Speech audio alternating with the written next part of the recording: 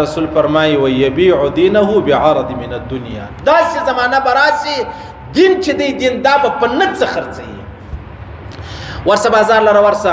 هر سړی کوشش دا کوي چې 10 روپۍ په قسم بچاو کی یاره قسم درته اخلم یاره پر قرآن لاس در سره یژبم یاره مسجد در سره زم درځه او داس کوم دا زما حق دی.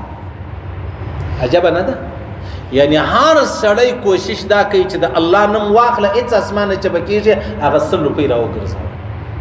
و د دوه کسانو سره دعوی چې دعوی ایوه پرابل دعوه کړې ده ته ګواهان لري یا زه ګواهان نه لرم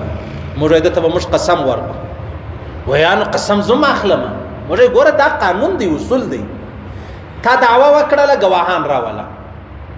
ګواهان نه لري اوس به نو ده ته موږ خبره کښېږو چې قسم وکړه ته خو مؤمن یې مسلمان یې مسلمان پر ناحقه قسم نه اخلي ونه څه قسم وکړه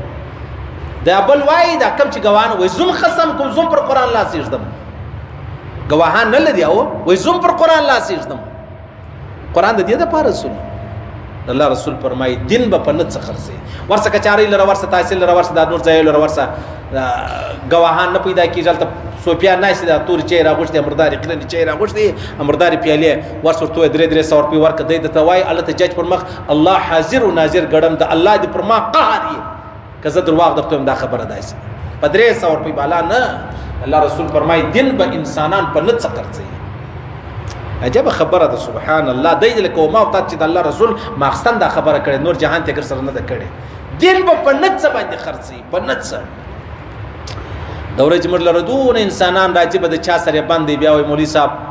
دا کیسه ده دا به څنګه سي تور تو ستا حق دی دا ستا سره ظلم دی وایي بس هغه سړی راولم ته فیصله راوکړې موږ یا داسې مه کوه تا هغه راوله موږ به هغه واورو چې هغه لا څه وایي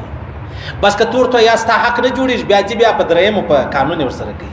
یو شی ځان ته کوي لاس ته کوي اشه دروغ زنان اوف وایي الله اکبر استغفر الله.